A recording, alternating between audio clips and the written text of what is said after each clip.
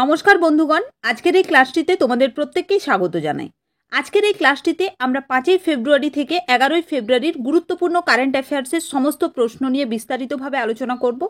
তো আপকামিং সমস্ত পরীক্ষার জন্য এটি একটি ভীষণ ইম্পর্টেন্ট ক্লাস, তো অবশ্যই প্রত্যেকেই শেষ পর্যন্ত ক্লাসটির সঙ্গে যুক্ত থাকবে।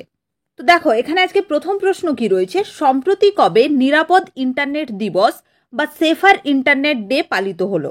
খুবই গুরুত্বপূর্ণ একটি প্রশ্ন। তো দেখো, সম্প্রতি 6 ফেব্রুয়ারি নিরাপদ ইন্টারনেট দিবস এই বছর 2024 সালে পালন করা হলো। পরের প্রশ্ন দেখো, সম্প্রতি ভারতীয় সেনার ডেপুটি চিফ বা উপপ্রধান কাকে নিয়োগ করা হলো? খুবই গুরুত্বপূর্ণ একটি প্রশ্ন। আচ্ছা, এর আগে আমি তোমাদের একটু বলে রাখি যে জানুয়ারি মাসে কিন্তু ভারতীয় সেনা দিবস পালিত হলো। কবে পালিত হয়? এটা জানুয়ারি মাসের 15ই জানুয়ারি। এটা কিন্তু পরীক্ষার পার্সপেক্টিভে ইম্পর্টেন্ট। ভারতীয় সেনা দিবস বা ইন্ডিয়ান আর্মি ডে কবে পালিত হয়? 15ই জানুয়ারি। তাহলে সম্প্রতি ভারতীয় সেনার বা ইন্ডিয়ান আর্মির ডেপুটি চিফ বা উপপ্রধান কাকে নিযুক্ত করা হয়েছে? না, এটা সম্প্রতি নিয়োগ করা হয়েছে লেফটেন্যান্ট জেনারেল উপেন্দ্র দ্বিবেদীকে। ঠিক আছে, অপশন এ হয়ে যাবে এখানে আমাদের সঠিক উত্তর। ভালো করে মনে রাখবে, এটা পরীক্ষার জন্য ইম্পর্টেন্ট। পরের প্রশ্ন দেখো, গুরুত্বপূর্ণ একটি প্রশ্ন। সম্প্রতি কবে ন্যাশনাল ব্ল্যাক এইচআইভি আর এইডস অ্যাওয়ারনেস ডে পালন করা হলো? এটা খুবই গুরুত্বপূর্ণ প্রশ্ন। তোমরা প্রত্যেকেই জানো যে এইডস ডে পালিত হয় প্রত্যেক বছর 1 ডিসেম্বর, কিন্তু এই যে এখানে ব্ল্যাক এইচআইভি বা এইডস অ্যাওয়ারনেস ডে রয়েছে, এটা কবে পালিত হলো? এটাও কিন্তু পরীক্ষার জন্য ইম্পর্টেন্ট। তো মনে রাখবে, এটা পালিত হয় প্রত্যেক বছর 7 ফেব্রুয়ারি এবং এইডস দিবসটাও ভালো করে মনে রাখবে 1 ডিসেম্বর। পরের প্রশ্ন দেখো কি রয়েছে, ফেব্রুয়ারি 2024-এ কাজাকিস্তানের নতুন প্রধানমন্ত্রী হিসেবে কে নিযুক্ত হলেন? গুরুত্বপূর্ণ একটি প্রশ্ন। তো এর সঠিক উত্তর হয়ে যাবে অপশন এ। ঠিক আছে, ওলজাস বেকতেনভ সম্প্রতি কাজাকিস্তানের নতুন প্রধানমন্ত্রী হিসেবে নিযুক্ত হলেন। এখানে তোমরা ওনার ছবি দেখতে পাচ্ছ। পরবর্তী প্রশ্ন দেখো, সম্প্রতি কাকে ভারতরত্ন পুরস্কার 2024 প্রদান করার কথা ঘোষণা করা হলো? এই নিয়ে কারেন্ট অ্যাফেয়ার্সের ক্লাসে এই প্রশ্নটা আমি 3বার আলোচনা করলাম। কেন আমি তোমাদের বুঝিয়ে বলছি। দেখো, প্রথমে ভারতরত্ন পুরস্কার প্রদান করার কথা ঘোষণা করা হলো কর্পূরী ঠাকুরকে, তারপর ঘোষণা করা হলো লালকৃষ্ণ আদবানিকে দেওয়া হবে, এবং এবার আরও 3 জনকে ভারতরত্ন পুরস্কার 2024-এ সম্মানিত করার কথা ঘোষণা করলেন প্রধানমন্ত্রী নরেন্দ্র মোদী। তো এটাতে দেখো, এখানে পিভি নরসিম্হা রাও, চৌধুরী চরণ সিং এবং MS স্বামীনাথন। ঠিক আছে, উপরের সবগুলি হয়ে যাবে এখানে সঠিক উত্তর। তো আরও এই 3 জনকে ভারতরত্ন পুরস্কারে সম্মানিত করার কথা ঘোষণা করা হলো।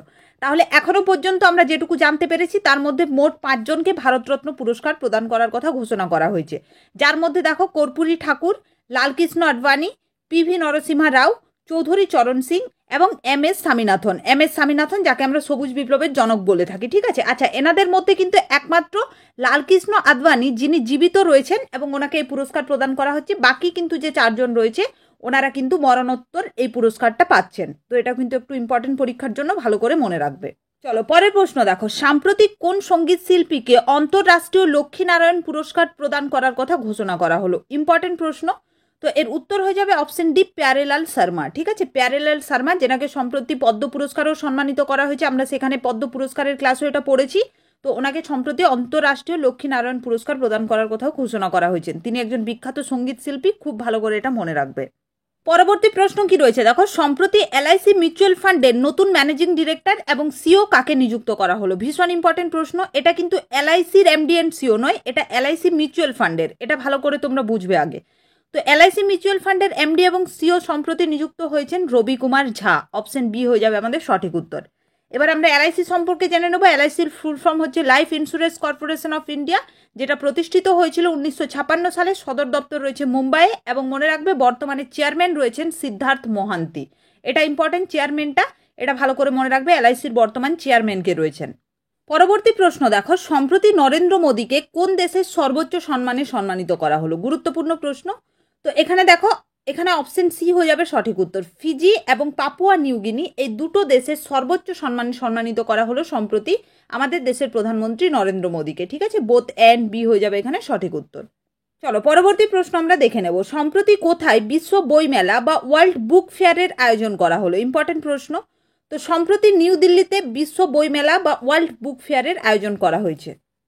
নেক্সট দেখো, সম্প্রতি টাটা ডিজিটালের নতুন ম্যানেজিং ডিরেক্টর অ্যান্ড CEO কাকে নিযুক্ত করা হলো? তো সম্প্রতি টাটা ডিজিটালের নতুন MD এবং CEO নিযুক্ত হয়েছেন নবীন তাহিলওয়ানি। ঠিক আছে, অপশন বি হয়ে যাবে এখানে আমাদের সঠিক উত্তর।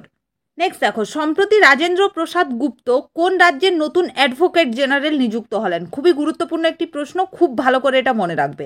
তো সম্প্রতি রাজেন্দ্র কুমার গুপ্ত যিনি রয়েছেন এনাকে সম্প্রতি রাজস্থানের নতুন অ্যাডভোকেট জেনারেল নিযুক্ত করা হয়েছে। ঠিক আছে, এখানে তোমরা অনেক ছবি দেখতে পাচ্ছ রাজেন্দ্র কুমার গুপ্ত। পরবর্তী প্রশ্ন দেখো, ওয়ার্ল্ড গভর্নমেন্ট সামিট 2024 এটা কোথায় আয়োজিত হবে? তো এটা আয়োজিত হবে দুবাইয়ে। অপশন বি হয়ে যাবে এখানে সঠিক উত্তর। পরবর্তী প্রশ্ন দেখো, সম্প্রতি উত্তরাখণ্ড হাইকোর্টের প্রথম মহিলা প্রধান বিচারপতি কাকে নিয়োগ করা হয়েছে? ভীষণ ইম্পর্টেন্ট প্রশ্ন, কারণ উত্তরাখণ্ড হাইকোর্টের তিনি প্রথম মহিলা বিচারপতি হিসেবে নিযুক্ত হয়েছেন। তো এর সঠিক উত্তর হয়ে যাবে ঋতু বাহারি। ঠিক আছে, ঋতু বাহারি যিনি উত্তরাখণ্ড হাইকোর্টের প্রথম মহিলা বিচারপতি নিযুক্ত হলেন। ঠিক আছে, মনে রাখবে এই যে হাইকোর্টের বিচারপতি এনারা নিযুক্ত হয়ে থাকেন আমাদের দেশের রাষ্ট্রপতির দ্বারা, এটাও ইম্পর্টেন্ট। তো সম্প্রতি আমাদের রাষ্ট্রপতি দ্রৌপদী মুর্মু উত্তরাখণ্ড হাইকোর্টের প্রথম মহিলা বিচারপতি হিসেবে নিযুক্ত করলেন ঋতু বাহারিকে। এখানে তোমরা ওনার ছবি এখানে তোমরা দেখতে পাচ্ছ। চলো পরবর্তী প্রশ্ন দেখো, সম্প্রতি ইলোরা অজন্তা আন্তর্জাতিক উৎসব কোথায় আয়োজিত হলো? এটা গুরুত্বপূর্ণ প্রশ্ন। তো এটা সম্প্রতি মহারাষ্ট্রের ছত্রপতি সম্ভাজি নগর যেটা রয়েছে সেখানে এই অনুষ্ঠানটার আয়োজন করা হলো বা এই উৎসবের আয়োজন করা হলো, যেটার নাম হচ্ছে ইলোরা অজন্তা আন্তর্জাতিক উৎসব। সম্প্রতি আরো কিছুগুলো গুরুত্বপূর্ণ উৎসব পালিত হয়েছে যেগুলো আমরা একটু দেখে নেব। আন্তর্জাতিক উট মহোৎসব বা ইন্টারন্যাশনাল ক্যামেল ফেস্টিভ্যাল, যেটা রাজস্থানের বিকানেরে আয়োজিত হয়েছে সম্প্রতি ঘটনা, এটা আমি কারেন্ট অ্যাফেয়ার্সের ক্লাসে তোমাদের করিয়েছি। এছাড়াও পাঙ্গাল ফেস্টিভ্যাল যেটা হচ্ছে তামিলনাড়ুতে। এছাড়াও লোহরি পালিত হলো সম্প্রতি পাঞ্জাবে। আচ্ছা, কাটি বিহু ও মাঘ বিহু, বিহু থাকলে আমি বলেছি সেটা হবে আসাম। এছাড়াও হচ্ছে ল্যাভেন্ডার উৎসব পালিত হলো জম্মু কাশ্মীর। তো এগুলো সম্প্রতি পালিত আরও কয়েকটি উৎসব যেগুলো পরীক্ষার পার্সপেক্টিভে ইম্পর্টেন্ট, একবার আমরা রিকল করে নিলাম। চলো পরবর্তী প্রশ্ন দেখো, সম্প্রতি department of health and family welfare, যেটাকে আমরা স্বাস্থ্য ও পরিবার কল্যাণ মন্ত্রক বলে থাকি, এর নতুন সচিব বা সেক্রেটারি কাকে নিয়োগ করা হলো? ইম্পর্টেন্ট প্রশ্ন, department of health and family welfare. তো সম্প্রতি এই ডিপার্টমেন্টের সচিব বা সেক্রেটারি নিযুক্ত করা হয়েছে অপূর্বা চন্দ্রকে। ঠিক আছে, অপশন ডি হয়ে যাবে এখানে আমাদের সঠিক উত্তর। তো এগুলোই ছিল গত সপ্তাহের অর্থাৎ 5 ফেব্রুয়ারি থেকে 11 ফেব্রুয়ারির কারেন্ট অ্যাফেয়ার্সের কয়েকটি খুবই গুরুত্বপূর্ণ প্রশ্ন। তো আশা করছি আজকের এই ক্লাসটি আপকামিং সমস্ত পরীক্ষাতে তোমাদের অনেক হেল্প করবে। তো শেষ পর্যন্ত ক্লাসটির সঙ্গে যুক্ত থাকার জন্য তোমাদের প্রত্যেককে অসংখ্য ধন্যবাদ। এবং আমাদের প্রত্যেকটা ক্লাসের পিডিএফ তোমরা আমাদের টেলিগ্রাম চ্যানেলে পেয়ে যাবে। তো যারা যারা টেলিগ্রাম চ্যানেলের সঙ্গে যুক্ত হওনি অবশ্যই টেলিগ্রাম চ্যানেলে যুক্ত হয়ে যাবে। এবং আজকের এই ক্লাসটি তোমাদের কেমন লাগলো সেটা অবশ্যই কমেন্ট করে জানাবে। এবং খুব ভালোভাবে তোমরা পড়াশোনা করো এবং সমস্ত পরীক্ষার জন্য খুব ভালোভাবে প্রস্তুতি নাও।